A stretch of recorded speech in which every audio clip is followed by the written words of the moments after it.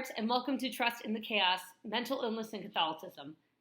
If you've done some snooping around my YouTube channel, you'll probably see that I started another vlog called Vocal Nodules Suck and Here's Why, and never finished it.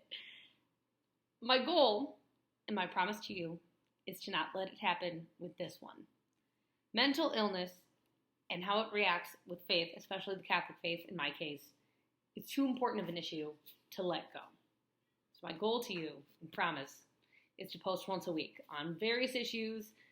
I'll kind of be starting out about my journey. I'm going to start Instagram at Trust in the Chaos. Hopefully that's not taken. And then you guys can DM me for more specific questions, issues you want me to cover. Now, before you get to know my highest highs and my lowest lows, you should probably know a little bit about me and my background. So hi, I'm Teresa Hartz. I grew up in Northwest Illinois with a very strong yet weird Catholic family. My mom was a staunch German-Irish Catholic from northern Wisconsin, Green Bay specifically, with a deep love of whiskey, music, and the Green Bay Packers. My dad is a very intelligent and smart businessman, and my two older brothers like to tease the heck out of me, but they took on my parents' intelligence. And then there is my adorable, graceful sister who is 8 years my junior, who I affectionately call the family oops baby. She knows it's fine. Now, before I get into the joy of this journey, I want to talk about the two major disorders I will be discussing throughout this vlog. Doot. They are major depressive disorder and generalized anxiety disorder. Now, let's start with depression. It's probably something you've heard of, but an actual genuine diagnosis kind of gets tricky. So, major depressive disorder is something that takes case over about a month. And if you feel like you have any of these symptoms, please go see a doctor.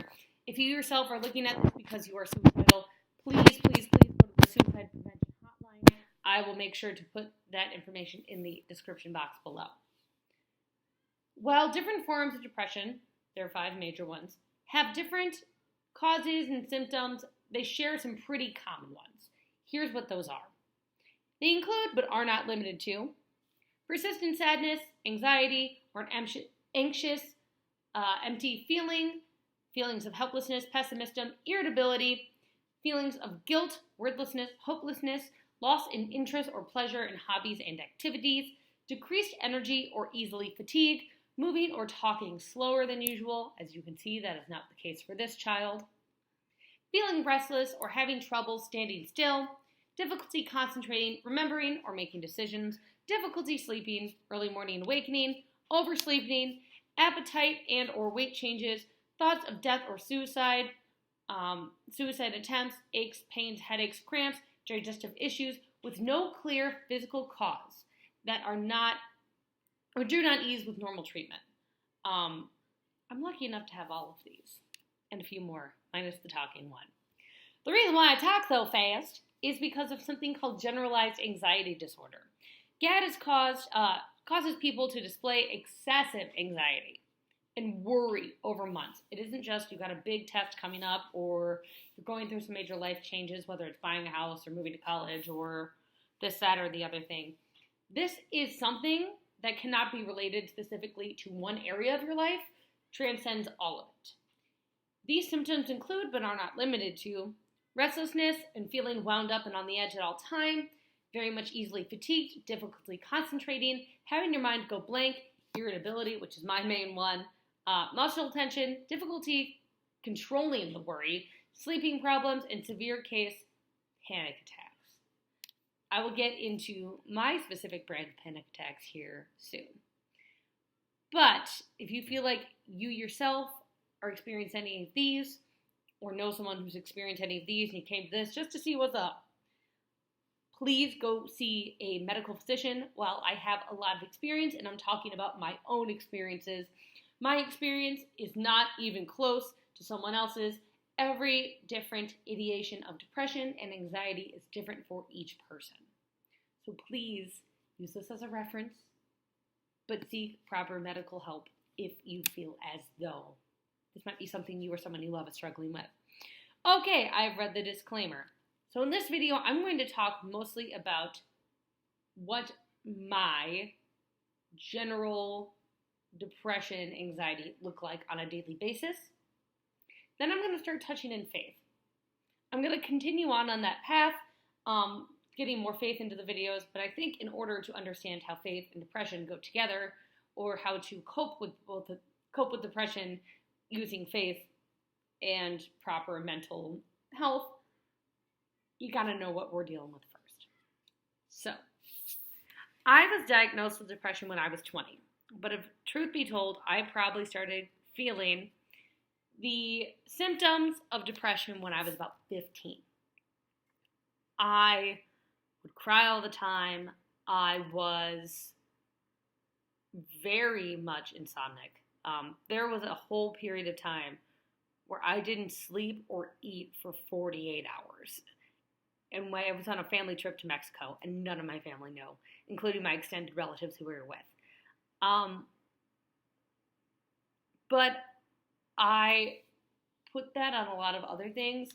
The fact that I had a really hard time making friends, and also around the time, which makes it also fun, that I started to notice these changes in myself, was the time that I first really had what many Catholic people call their true conversion. I was cradle Catholic, out the womb, went to Mass every Sunday, but I remember feeling anxiety as early as like 12. I remember being in Mass, feeling a pit in my stomach, like these butterflies, and that I was going to barf, and then it wasn't going to go away, to the point where I kept begging my mom to leave Mass. And it hit a point where, like, after like 3 or 4 weeks of this, she was like, "You got to cut this nonsense out. We're not doing this no more." I later found out through research that that's actually early signs of anxiety. Super. So as you can see, the faith and anxiety and depression pieces became intertwined pretty much from the get-go. Now, I'm not saying God made me depressed. God did not make me depressed. We'll get to that later. Going back to the symptoms. I pawned off what I thought was just teenage angst, as people around me were suffering very much severe depression. It's not that I didn't have it. Mine just didn't look like theirs. So I was like, no, I don't have it. To the point where 2 of my friends in high school were sent to a in-resident psychiatric hospital, thanks to me, when I was 16. So things went on throughout high school. I tried to fill the void of my depression with a relationship. More on that later. The relationship eventually ended as I went off to school. I also had some issues with vocal nodules, and being a musician, not being able to sing, kind of makes life depressing. More on that later. As you can see, there's a lot of fun events we're going to discuss. But I finally sought treatment when I was 20. Now, what had happened the first 2 years of college was that I was very much depressed. I had a tough time my first year of college making friends. I was unfortunately bullied. And I was coming off a really intense relationship in which I tried to disguise my depression. And just said, "Oh, I just love you and miss you." And I realize now that was a horrible thing. We'll talk about how to be in virtuous friendships, faith-filled friendships, and have depression later. That is a later discussion. But around the time I was 20, I had gotten in a relationship with a Catholic gentleman, and he dumped me, and that was about the time that I realized I can't do this alone. Also, in those first 2 years of school, at college, I tried to commit suicide in a foreign country on a international choir trip. And the fact that I didn't seek treatment after that, and again tried to disguise it with the relationship, which I then sought help after that relationship ended, should have been sign number 1. But I was dumb, and you learn. From ages 20 to now 26, I have been in therapy for a total of 3 years, medicated for about 6. And we did a lot of therapy, and medication was a decision for a lot of physiological symptoms that I just couldn't get over. My anxiety really started to rear its ugly head in college. When I finally got medicated, I was 3 weeks ahead in schoolwork in all of my college classes. For reference, that semester when I got medicated, I was taking 21 credits. A normal college class load is about 16. And I was still 3 weeks ahead in every class because my anxiety is very deadline driven, very focus driven.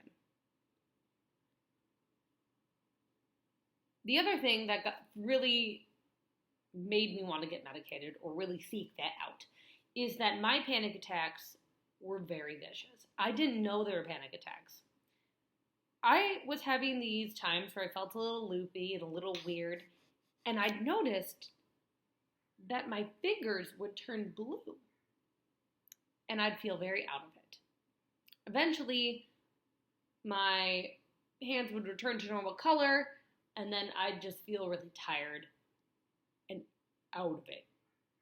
And I'd eat everything. And I went to the doctor, and they're like, oh, you just probably have poor circulation, it's fine. And then I described that to my therapist about the 6th or 7th time it happened. And he's like, yeah, that's your body going into fight or flight.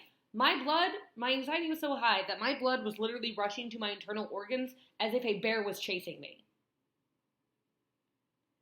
So, through all of the joy of therapy and medication, it's been 6 years, and I can say for the most part, my depression's pretty much handled. But my anxiety is still very all over the place. Another fun revelation I've recently had is that something I may be struggling with, and I myself am going to seek out medical help, is that I may or may not be suffering from PTSD. For those of you who don't know, PTSD is post-traumatic stress disorder. This happens to a lot of people who come back from war or are rape victims or assault victims or domestic abuse victims. It typically comes with avoidance of a certain trigger, anything that reminds you of the incident, as well as flashbacks and nightmares. I'm actually in the process of writing a book, and I switched over to a vlog because going through the details of the book brought back my flashbacks and nightmares. Super fun. So, where does the faith come into this? As I said earlier, my depression and my anxiety really came to the forefront at the same time that I discovered faith. I was a sophomore in high school when I met this guy named Jordan. And Jordan and I were in choir together, and we drove.